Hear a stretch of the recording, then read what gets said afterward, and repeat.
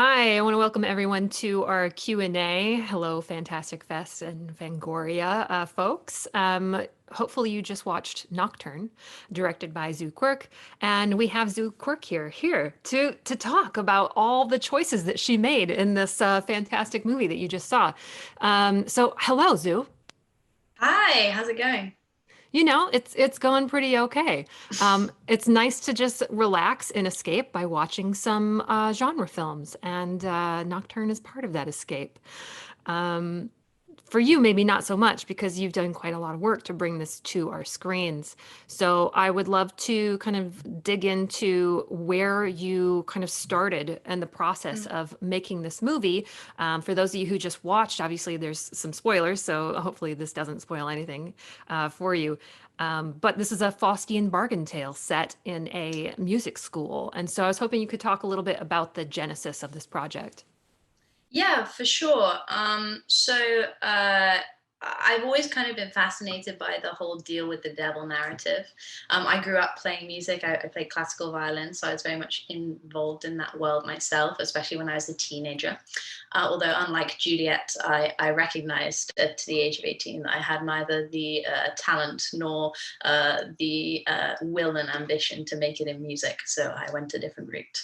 But this deal with the devil narrative, which is kind of we find throughout classical music, with stories like Tartini, which is talked about in the movie at the dinner table. Cask talks about that story, but also Paganini, who was called the devil's violinist. And then Thomas Mann's Dr. Faust is the very interesting treatment, which takes the kind of Faustus tale and applies it to a composer. It's a great book if you ever want a good read. I've always been interested by that kind of story structure, and I guess this film arose out of me asking myself how that might look in the modern day. A student, what really is a deal with the devil in the context of the modern art school in this case, and what would the devil in that school look like? Yeah. I mean, clearly you've never sold your soul to the devil before, because. But is there something specific that kind of inspired the kind of cryptic old illustrations that are like this invitation to meet the devil? Like, what was the artistic inspiration for those? For the drawings. Yeah. The drawings were one of the last things to be added into the script. They really arose when we were developing the script with Blumhouse, as a way to help track Juliet's journey. And in terms of the artistry and the symbology that we use in the book, there's obviously mirror writing, which has very arcane roots and associations, but all of the imagery in the pictures as well is kind of drawn from biblical and classical and tarot imagery.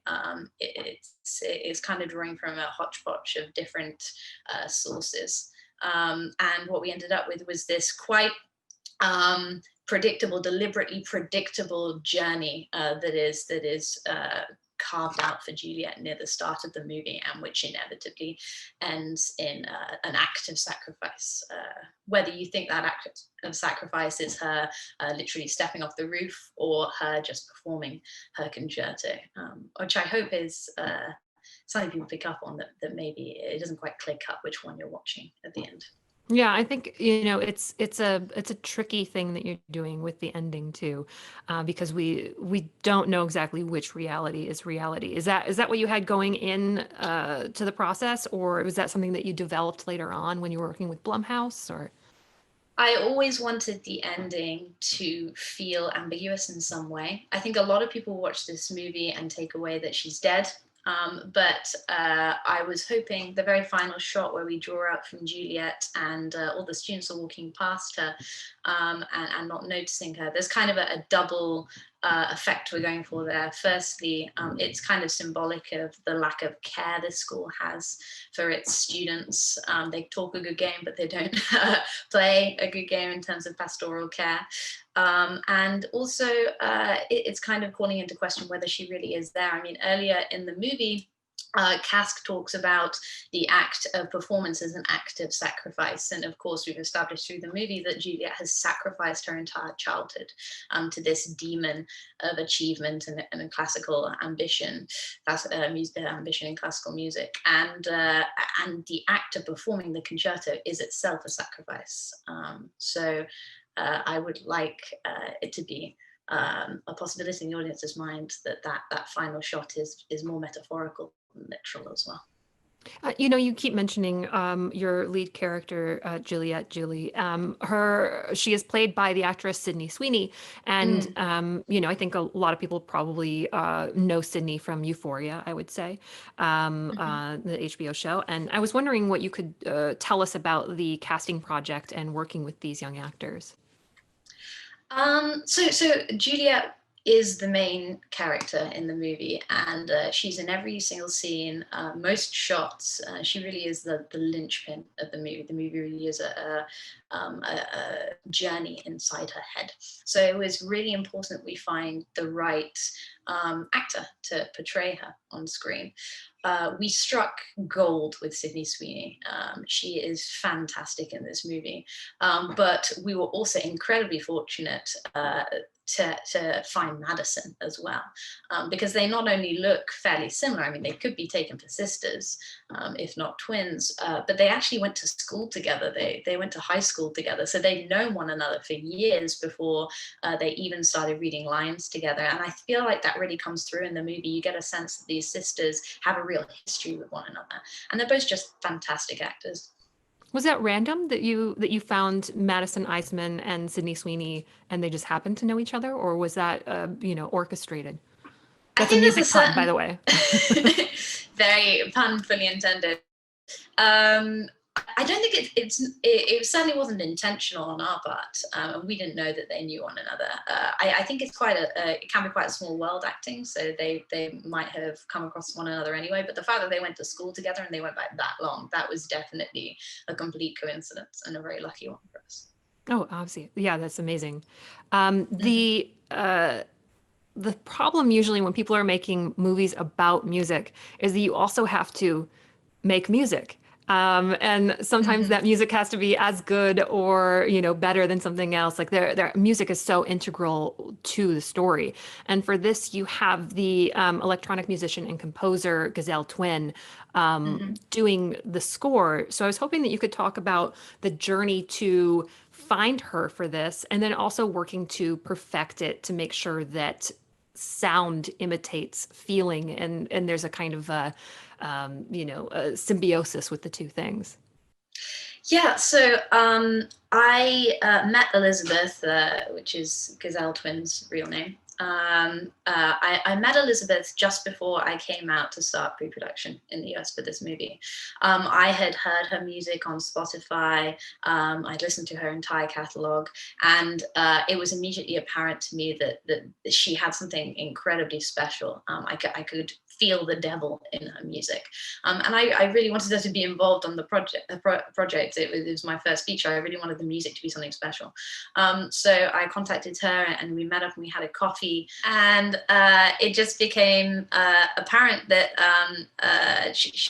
we had a connection in terms of the kind of music we wanted to make and how we saw the script. She'd read the script, and she and Blumhouse were very open, and she hadn't written for a movie before in the US at least, but Blumhouse fully supported it, and I think Elizabeth definitely proved her worth. Her score is incredible. It was really important to me in terms of the artistry of the soundtrack, that we not have a movie that was purely scored by classical.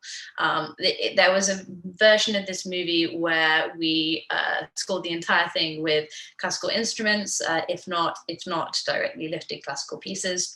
and that was not, firstly, it wasn't the tone I was going for in the movie, and secondly, one of the principal kind of dichotomies that I find interesting in the kids in this movie is that they're very young people who should be listening to electronic music and modern music, but are instead kind of dedicating their lives to this kind of esoteric and dying art. And I wanted that odd dichotomy of the old and the new to be reflected in the soundtrack as well. I think it works really nicely.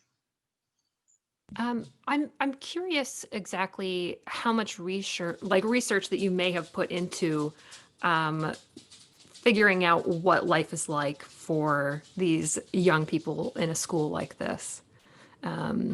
Did you end up? Yeah. I mean, because there has to be some kind of realism, but not quite. I mean, you can always go off the rails, but how close did you want to get to the real thing? Yeah, obviously, you always conduct research when you write a script. You always try and at least draw from reality. The classical elements of the script very much came from my own experiences. I played violin. I played violin very competitively. I was a very competitive teenager. So all of that came very organically out of my own childhood.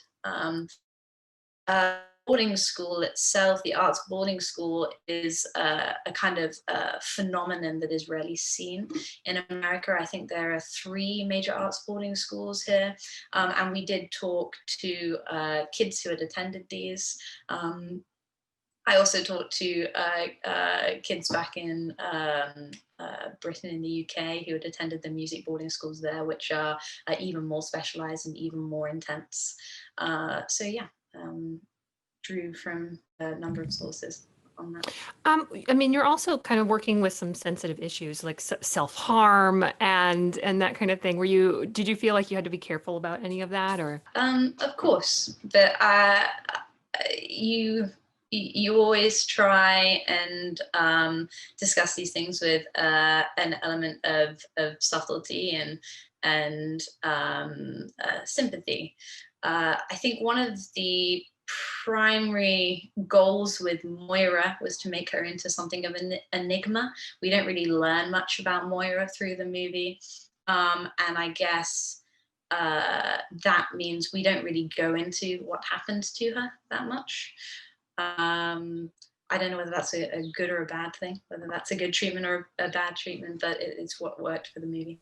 Well, there's also, I mean, I feel like you are taking the kind of less is more approach when it comes to what is scary and what is not in this. And Mm. I mean, that's effective in its own way, not just for like budget, but just for the kind of terror of not knowing of what's there, what's in that school. Could you talk a little bit about the process of bringing the script to Blumhouse and kind of how the development went? Did you end up doing quite a bit of working on it once it came to Blumhouse, or did it come mostly prepared?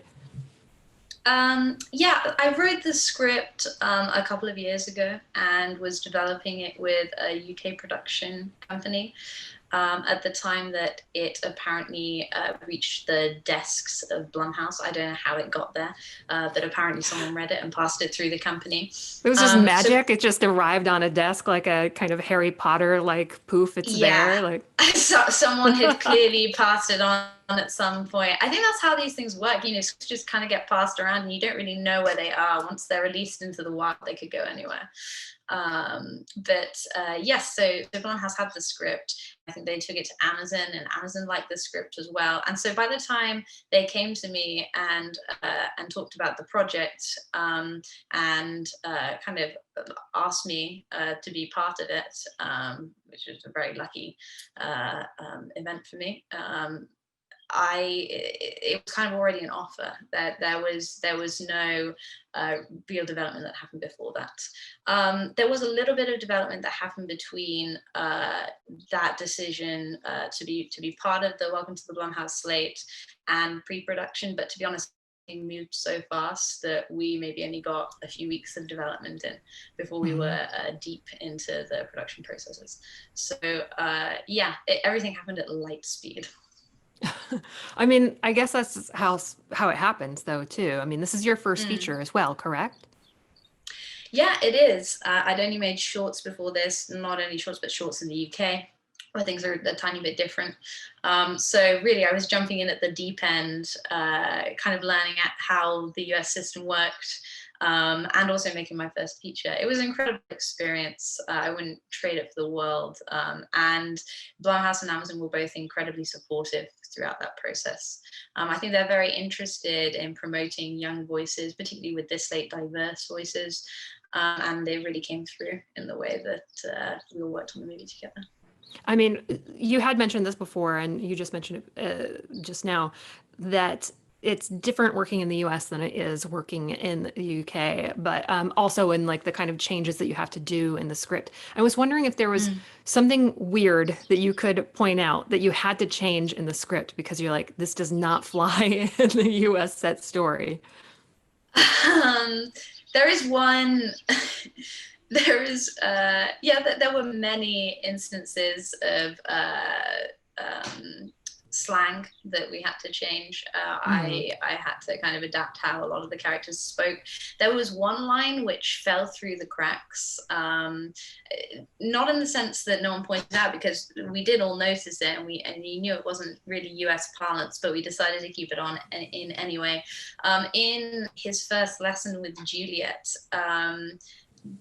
Dr. Kask, played by Ivan Shaw, asked her why she finished her piece, and asked her whether it was just to get on her sister's tits, which is not something you say here.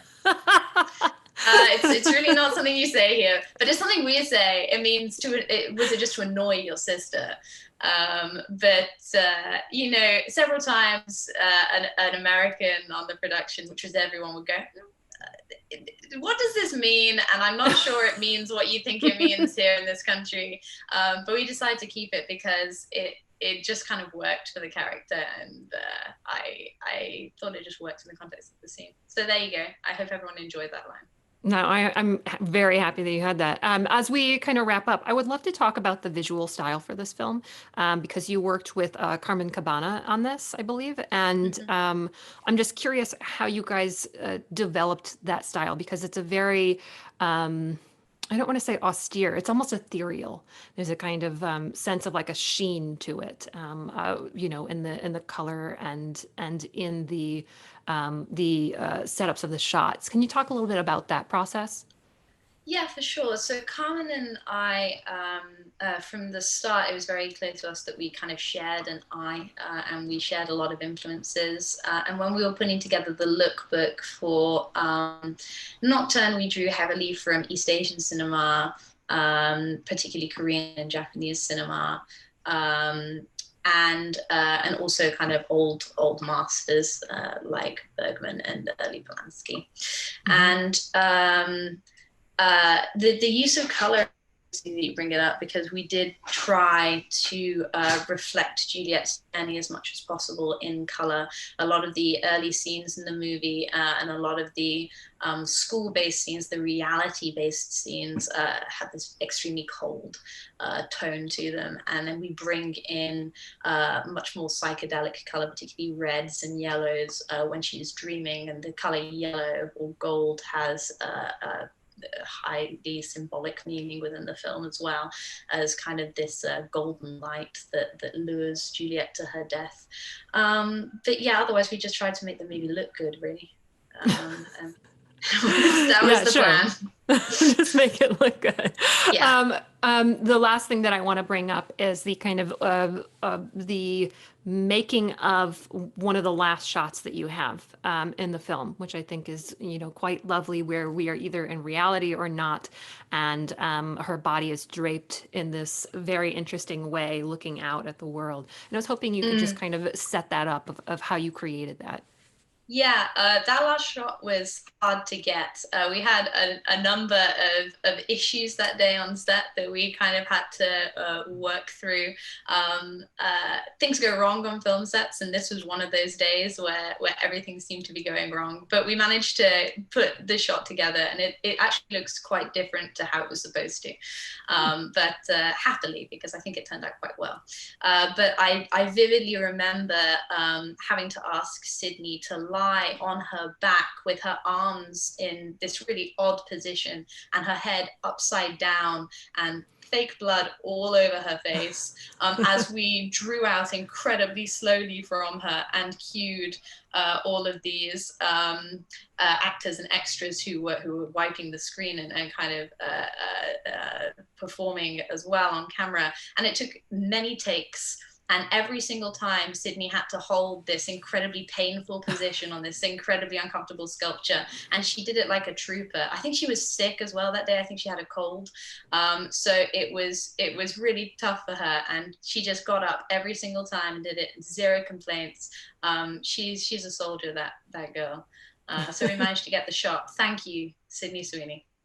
Well, I mean, to any actors who are watching, definitely do some yoga if you're going to work with Zoo Quirk. Yeah. Um, Thank you so much for coming to talk to us about your film. And Nocturne is available on Amazon Prime as part of Welcome to the Blumhouse, so you can see it and have a lovely, scary time with it. Thank you so much again for talking with us. Thank you, April.